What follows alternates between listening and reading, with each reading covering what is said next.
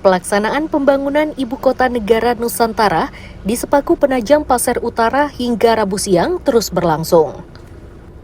Berbagai infrastruktur mulai dari gedung dan fasilitas lainnya masih terus dikerjakan.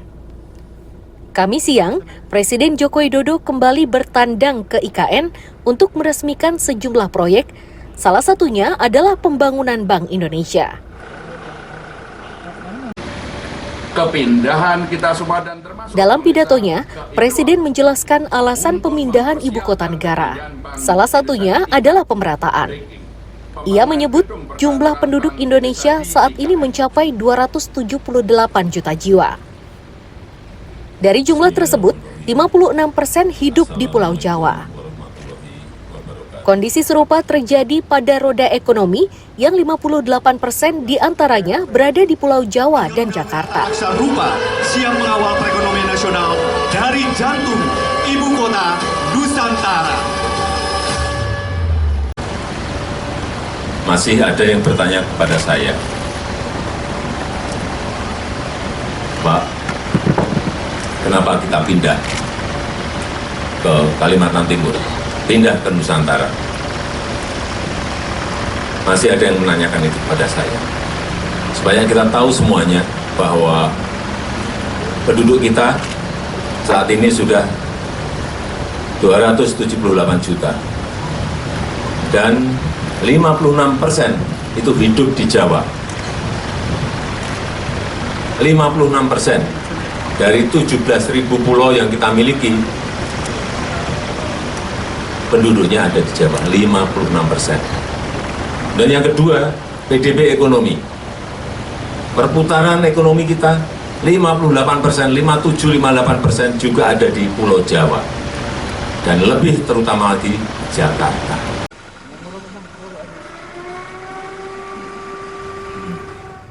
Agar pembangunan dan perputaran ekonomi lebih merata, maka jalan terbaik dengan memindahkan ibu kota negara. Presiden Joko Widodo juga menegaskan rencana pemindahan ibu kota negara sudah digagas Presiden terdahulu. Amir Hamzah dan Riani Mantini melaporkan dari Ibu Kota Negara Nusantara.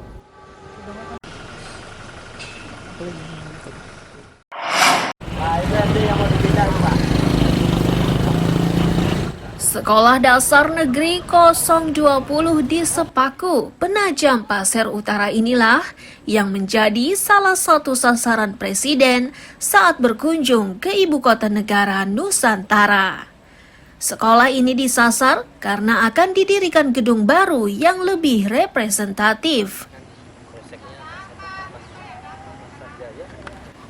Warga menyebut kondisi bangunannya sangat memprihatinkan. Saat hujan, lingkungan sekolah terendam hingga kedalaman setengah meter. Akibatnya, aktivitas belajar mengajar terhambat dan peserta didik diliburkan. Itu terjadi akibat letak bangunan berada di dataran rendah. Lama.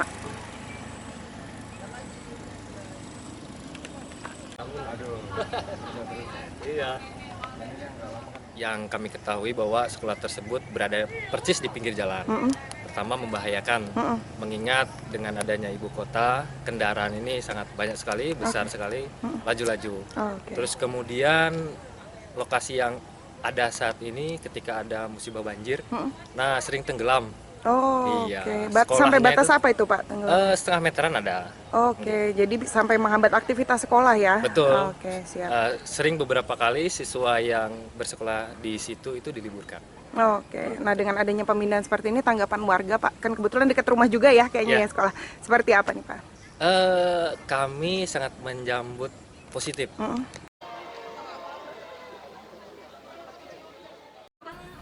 Presiden Joko Widodo menyatakan bangunan sekolah itu menjadi salah satu fasilitas yang diprioritaskan. Presiden menyebut investasi pembangunan IKN saat ini terus bertambah dan pada akhir Desember 2023 nominalnya mencapai 45 triliun rupiah.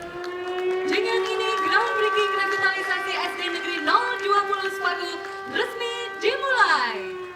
Kemudian nanti Desember totalnya menjadi triliun rupiah. Saya kira kecepatannya sangat cepat sekali, dan kalau kita lihat fasilitas yang diinginkan oleh masyarakat, warga Nusantara nantinya, seperti rumah sakit sudah ada 3, kemudian sekolah sudah ada, tadi kita juga meletakkan batu pertama, kemudian hotel saya nggak tahu udah berapa, sudah 4 atau 5, ya berapa? 4.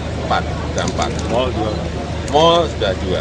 Artinya ini memang bergulirnya begitu sangat cepat, dan saya harapkan Ketua Otorita IKN bisa melayaninya juga dengan cepat.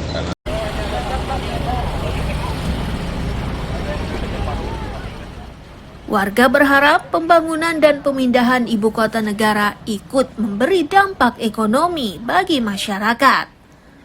Mereka juga menghendaki agar dilibatkan di dalam pembangunan dan tidak menjadi penonton di negerinya sendiri. Amir Hamzah dan Riani Mantini melaporkan dari Penajam Pasir Utara.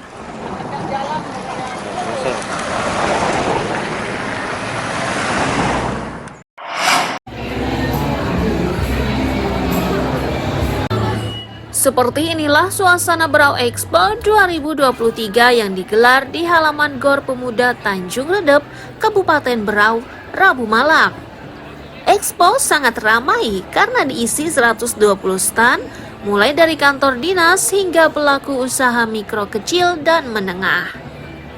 Khusus UMKM, produk yang mereka pamerkan beragam, mulai dari madu, cemilan hingga hasil laut. Semua produknya itu sudah dikemas dengan apik dan menarik.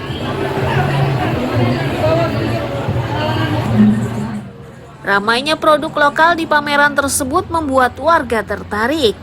Mereka tidak menyangka produk bermutu seperti itu dihasilkan oleh UMKM lokal.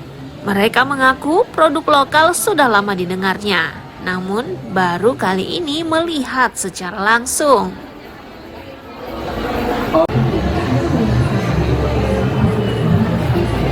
Baru pertama kali di sini, baru pertama. Tapi kalau mendengar berita, kita sering mendengar di Berau Terkini atau apa ada.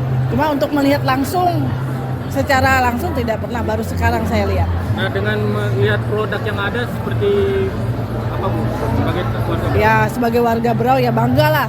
Kita punya sendiri daripada kita ambil di luar, kita punya sendiri itu suatu kebanggaan untuk kita.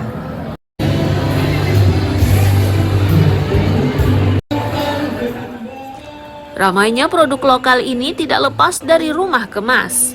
Itu karena merekalah yang membina para UMKM mulai dari cara memproduksi hingga mengemasnya.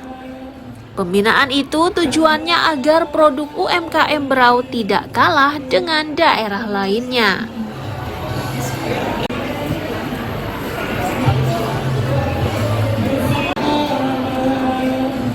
Memang menurut kita sangat strategis ya.